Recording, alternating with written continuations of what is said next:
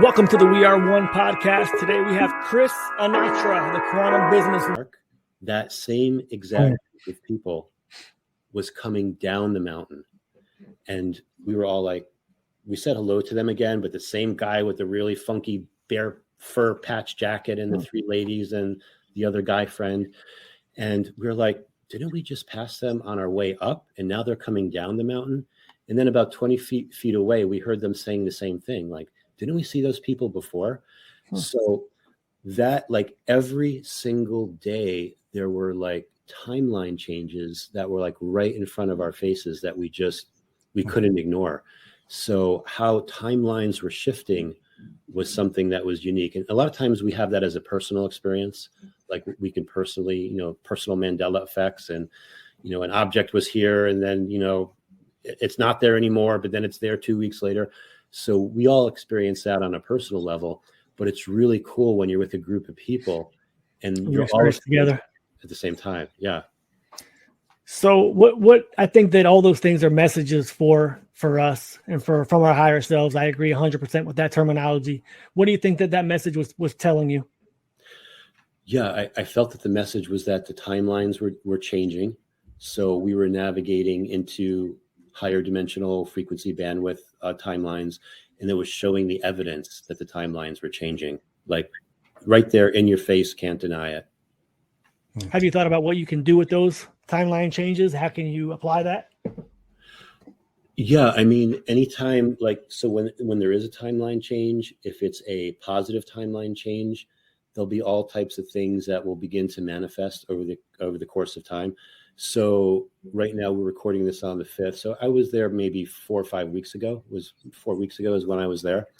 And I'm already like starting to discover very interesting people in my life that I may have never run across before, that have started to work for me, or that have skills that I could use for this new business venture I'm starting. Just all these things start to click on a faster and higher level than before. So I think if we're observant, we can begin to see those types of things. Yeah, for sure. MJ, you got something to say? No, when he was describing it, in my mind, it just goes to like a record skipping. Like I have this analogy of a record player being the Akashic records, using that example, but just like a record, there's different tracks on the record. And sometimes your higher self can just pick that needle up and put it on the other track. You don't want to go through the time of getting from one song to the other. And sometimes that's an abrupt change, but then that other music starts to play, and then you get to the rest of that song that comes along. So that's kind of what my mind went to. Yeah. So what other trips do you have planned? What are the other experiments that you want to do, and what are you looking from to get out of them? Yeah. So the next trip that's in the stage of formation of being planned is going to be happening, looks like in July. It's going to be in Ireland, and we're trying to get a small group of people that go to this. The key part to this trip is going to be this place, this island called Inishmore. It's a group of small islands off the coast of Ireland. One of them is called Don Angus, and this is a very important place to visit because it's a soul shard library. It's a what? A soul shard library. Can you explain that? Yes. Okay. So, and this has to do with after the last fall of Atlantis, many of us knew that the fall was going to be happening. So we deposited soul shards in this library. And basically what a soul shard is so when you're having all these different life experiences, like let's say you had one life where you were exceptional at a technology called understanding reality, so to speak. And you were able to like perfect that so that you could see the truth of reality, see into the unseen, no matter where you were, or you had some kind of memory technology where you had a memory where you could remember everything, or your subconscious could always communicate with your conscious mind. Magic, if that's a trigger word for people, magic is really being able to manipulate frequencies and energy. But basically, we've had different skills in different lifetimes that these are called soul shards. It's part of our soul. It's It's like a learning thing. It's almost like if you take your whole body as a crystal and you removed part of it as a shard, like this particular shard had the ability to do X, Y, and Z. Mm-hmm. And sometimes we could lose those, like those shards could be stolen from us through a traumatic experience. And then sometimes, like after this, right before this last fall of Atlantis, a lot of us stored our soul shards in this library called Dun Angus. And there's a wormhole that's actually protecting it. There's a rip in time space that's protecting people from accessing it. So myself and my friend Sean and whoever else like feels a call to go to a place like this and also have some other adventures and interactions throughout Ireland. That's going to be coming up in July. But the goal is to be able to open up this library so that we can get these soul shards back. We can heal them, we could integrate them, and then we could have those abilities. Because most of us have only the average person maybe has 3% of their soul shards. And there's so much more out there. So can you imagine all these, if reincarnation is true, all these other lifetimes where we've perfected certain things, like we perfected it. It's our birthright to get that back. So that's going to be. Is it an actual library, or what does that mean? It's a soul shard library. Yeah. So it's in the unseen. So if you were to look at an image of Dun Angus, that would kind of, it's a very interesting island with a very interesting. How do I spell that? Condition. How do I spell Dun Angus? Yeah. Let me see. DONANGUS. Let's see if I can call it.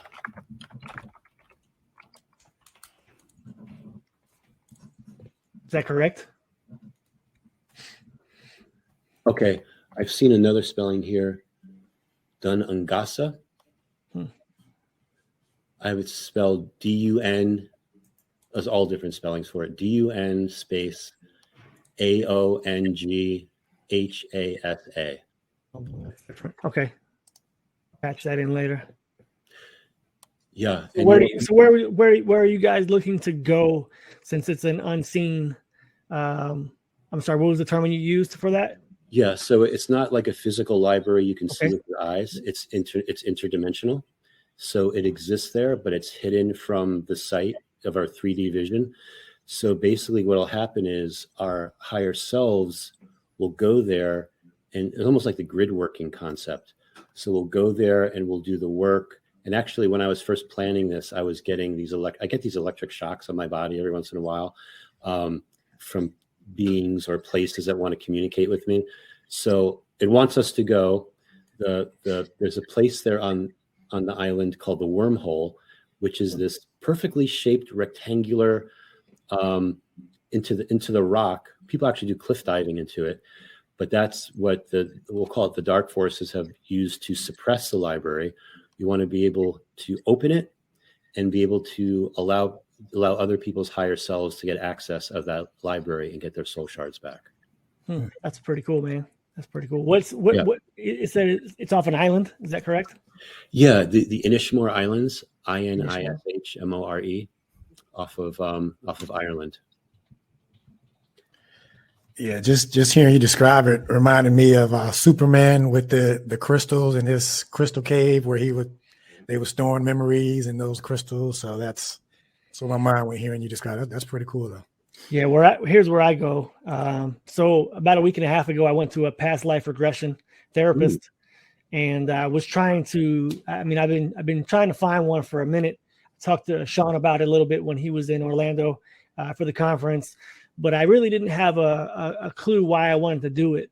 And I think you just summed it up very well.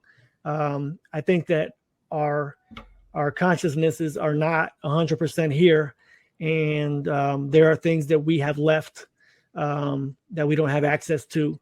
So I want to know if I have any special I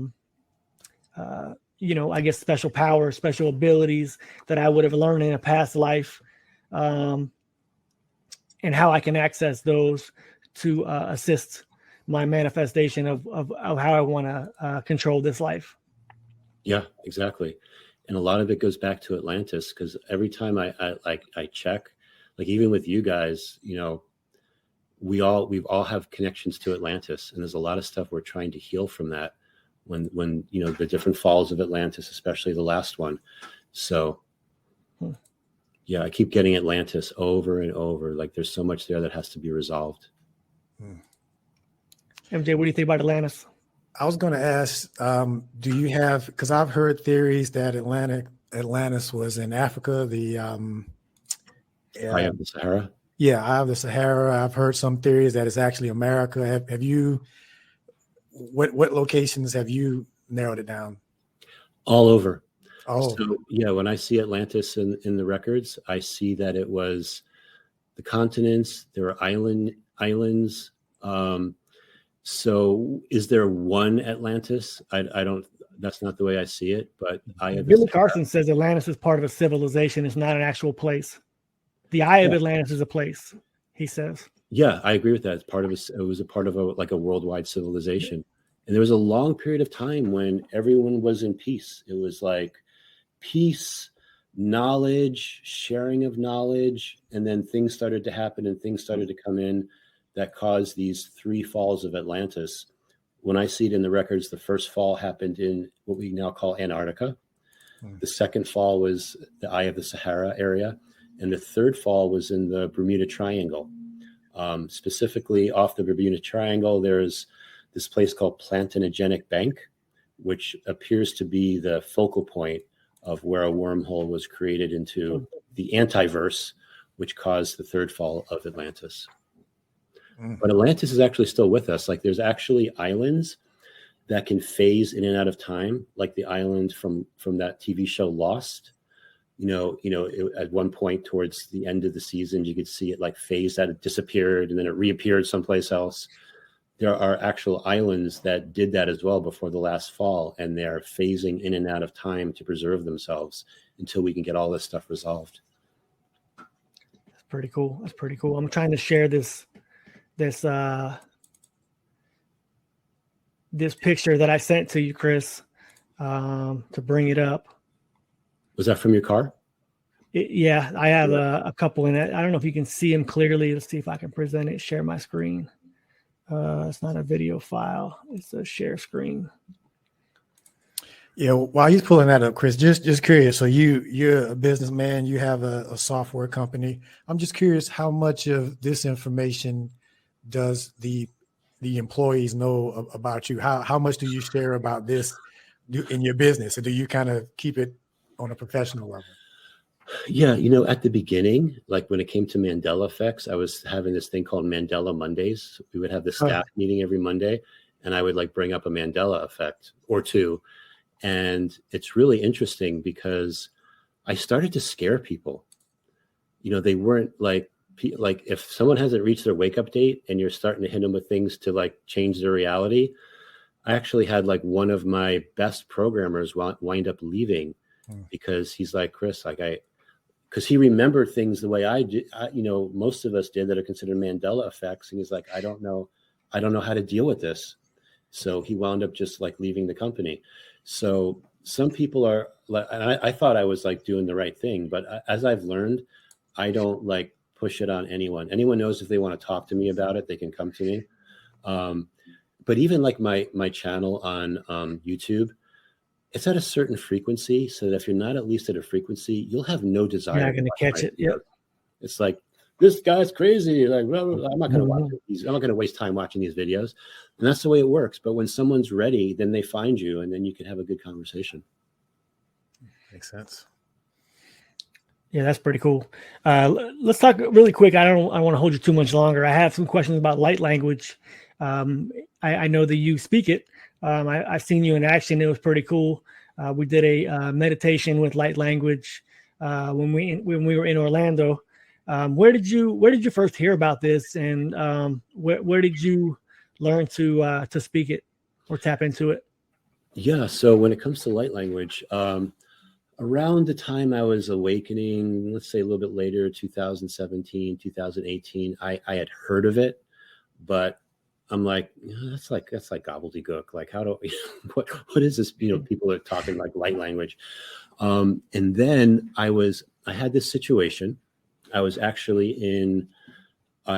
in Barbados, and I was at this certain location that was very special, and it was around Christmas time, and I just had this beginning to have like a remembering of things, and remembering things. I call it the concept of the land of the forgotten, where in this holographic reality, if you've got the cheat code, so to speak, if somebody does something that you don't like, they can literally write you out.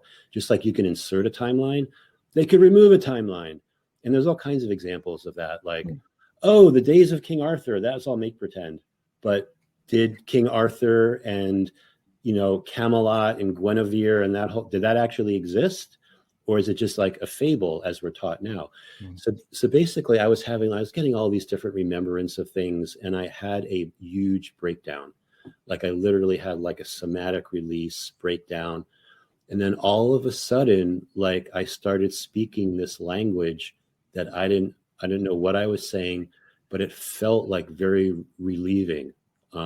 It's almost like when you have a somatic release, like you clear the gunk out of your DNA, you clear the shit out of your system so that your higher self, which is one of your light bodies, can like integrate more into you.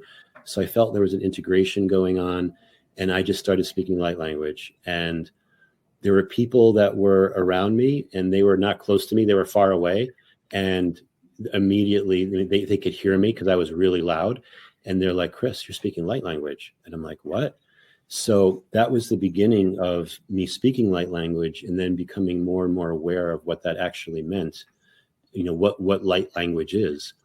And when you understand the concept of light language, it's a language. It's not English, obviously. It's not any other language that we know about. Some people that speak their origin is, it could be ET based, it could be from the stars. It could be channeled. A lot of people that speak light language like another being will channel it to them. For myself, it was like a heart connection, because when you have that connection to your higher self comes into you through your heart, through those neurons, the brain in your heart, basically. And then I began to like understand more of what I was speaking, and then be able to set an intention. And then sometimes, like even now, spontaneously, I'll know that there's a being with me, like there's something that's there that wants to communicate with me in the unseen. I just start speaking the light language. And for people that listen to my light language, like somebody said, or multiple people have said, oh, I hear Hebrew words that you're saying, or I hear French words that you're saying, or I hear like Cherokee words that you're saying. Because part of the concept too is, the whole story of the Tower of Babel, and when the languages were confused, was there a common language, and the languages got broken up, and the French had their language, the Hebrews had theirs, different tribes had different languages that were all part of what this original language was. So like I feel there's roots to that. There's there's angelic roots to what I speak, from something called Hebrew, which is it's a very ancient language. And yeah, and it's something, sometimes when I speak it, people just go to tears. They begin, because it's like your soul speaking to their soul. And it really can have an effect depending on what the intention is and what you're actually saying. So that's an overview of what the light language would be. And I have to say, there's also something called dark language. And that's something that you have to be aware of as well. So there's light language, which can make you feel really good, which can activate your DNA. And there's something called dark language, where you could have entities enter you, or you could just get psychically attacked, or, whatever the case is. So one has to use discernment when they listen to like language. And even sometimes singers or rappers or whoever, they might actually be speaking English, but there could be tones in it that's like dark. So you may listen to something and not feel so good, and like wonder why that is.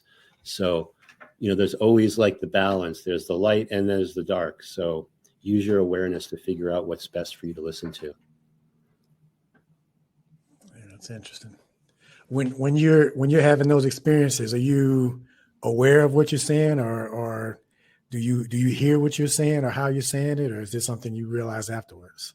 Usually it's something that I become aware of as I'm saying it. So last night I had this is going to sound way out there, but I'll say it anyway.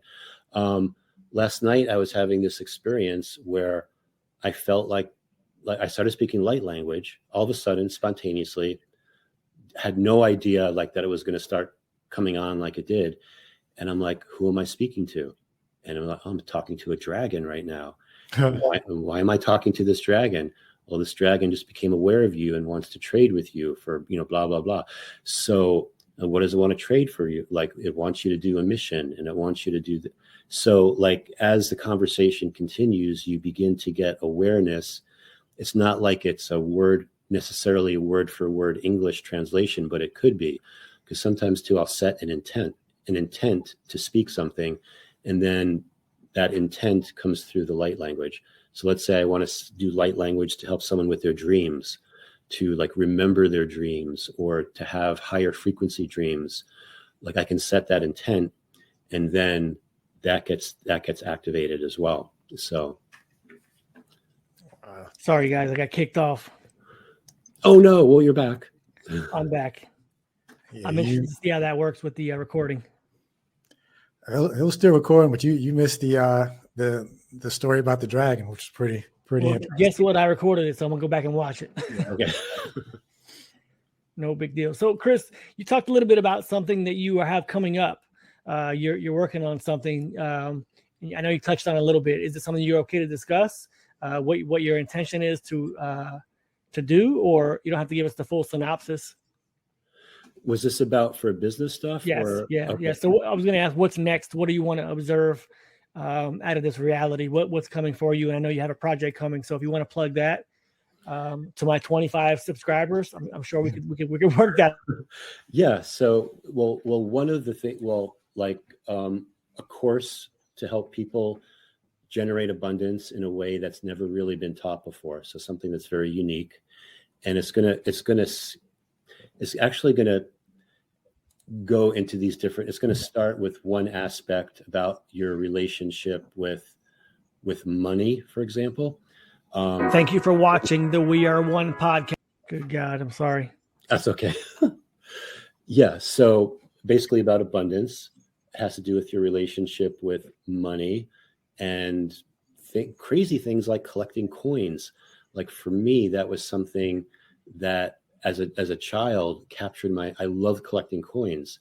And then that began to you begin to focus your abundance in different ways, and starting with some of the basic things like that. And I'm going to explain that, getting into raising your frequency, getting into super manifestation, laws of attraction, raising your frequency, business health, both internally for your business, externally for your business, all these different ways to bring in abundance, seeking help from the unseen. Maybe there's a dragon or two out there. Yeah, I'm going to go find that dragon when we're done with this conversation. Yeah, right. So yeah, that I'm also I have this book that I want to write. So I need to find time to write this book. I'm going to be releasing Act 8 of my Symphony of Realities. That's going to be, I filmed it already. It's just being edited, but the editing takes forever. It's probably going to be another 2 or 3 weeks before the editing's done. I'm going to release that, focus on this course for abundance. I have this company that I'm trying to form, working on through the business plan process right now, that has to do with airships. And things like a lot of people, when they think of airships, they think of the Hindenburg, for example, which was literally a flying 5-star hotel. So, but basically, how can airships help in the food supply chain?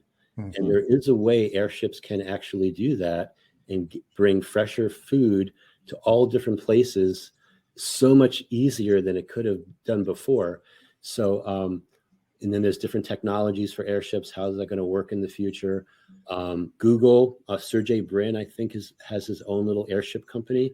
He's going to be, I think, in the spring of this year, the next month or two, he's going to be unveiling an airship that he's been building. Because a lot of people, you'll start picking up on the same ideas at the same time.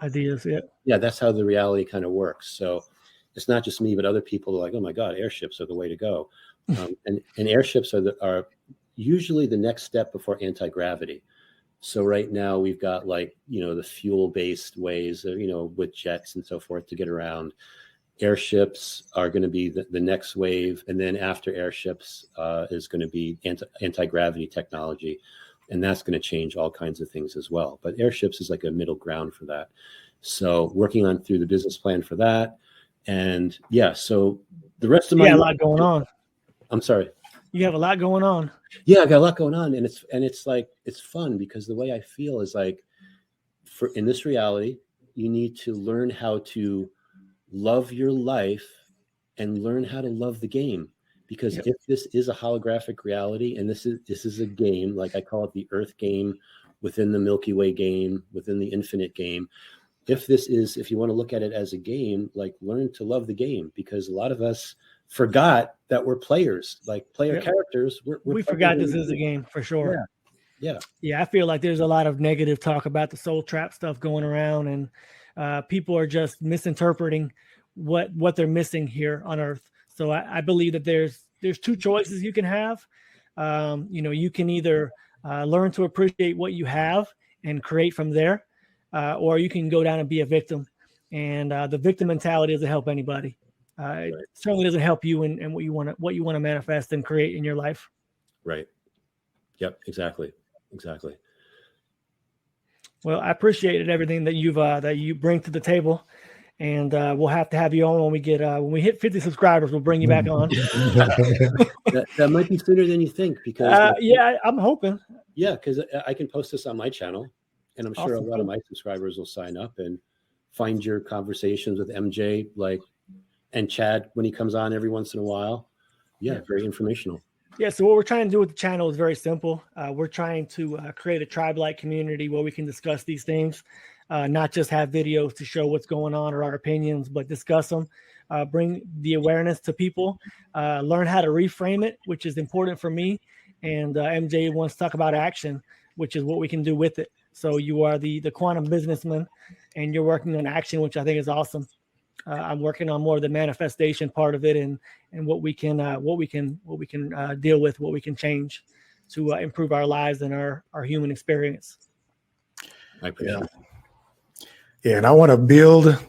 I have several ideas, haven't formulated it totally yet, but I feel there's something to build, a system to where you can incorporate creativity, spirituality, giving back, building a community in a way that is self-sustaining and is more of a systemic approach. Just kind of piecing these different pieces of the puzzle together, but something that's more of a system that doesn't take our individual day-to-day operation to run, especially with the technology coming up and the advances in that. I feel like with AI, it's really going to mirror a lot of the consciousness of the programmers. So if we're able to have more conscious programming of AI to do more tasks that can benefit us, then we can use that as a tool to help us as well. So that's something that I'm interested in. Yeah, I agree with that, because good AI should be a coming. Tool. Yeah, we shouldn't be afraid of AI. I mean, no, it can't become sentient, in my opinion. Yeah, it can certainly make us slaves, but it can't become sentient. I don't think it's going to have emotions at any point in time. So, well, don't forget. But it's a tool just like anything else, and it doesn't have to be a tool that's used for negative intentions or purposes. So we can wield that tool ourselves. Yeah. Yep.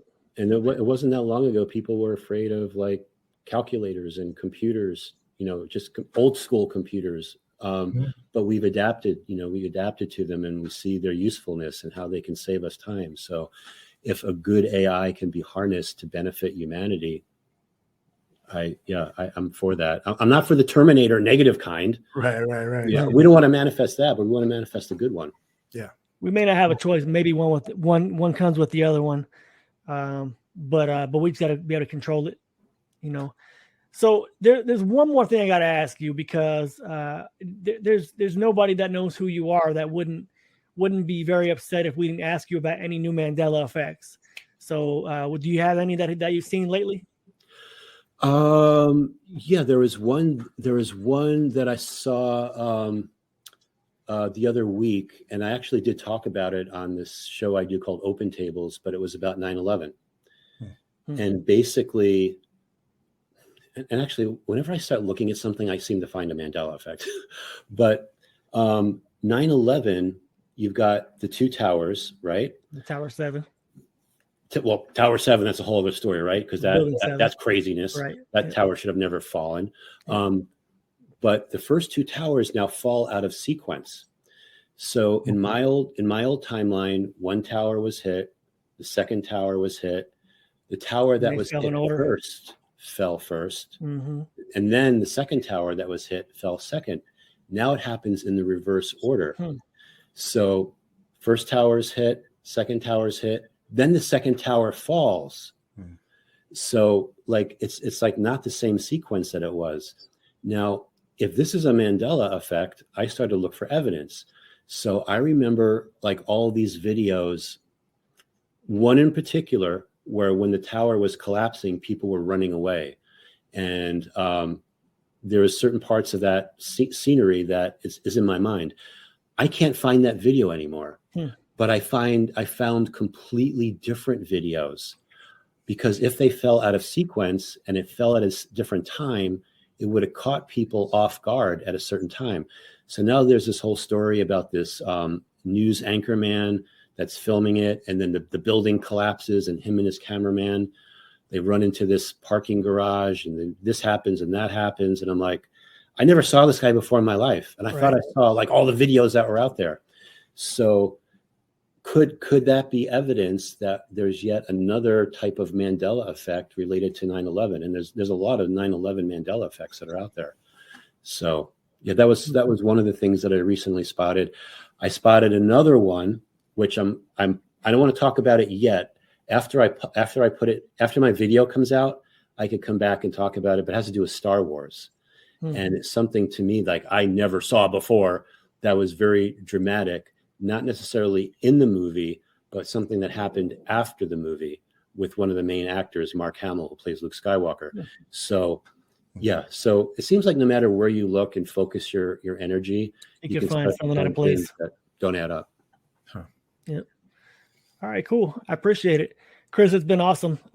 We can do this again. Hopefully one of these times we can get some more information from you when your projects are rolling a little smoother and stuff's coming down the pike. MJ, got any closing words? No, I appreciate it. It's a pleasure meeting you, Chris, and wish you all the best, man. Thank you. Yep. Thank you, MJ. Same to you. Guys, if you're watching this, I'm going to pull a Billy Carson and say you can follow us on YouTube for We Are One, the number one. So it's not forbidden. It's just the number one. But thanks for watching. I ain't got it yet, but Chris, thank you very much. I appreciate it. Take care. Welcome, Ken. Thank you. Thank you for watching the We Are One podcast. Please subscribe, share, and like the video if you enjoyed the content.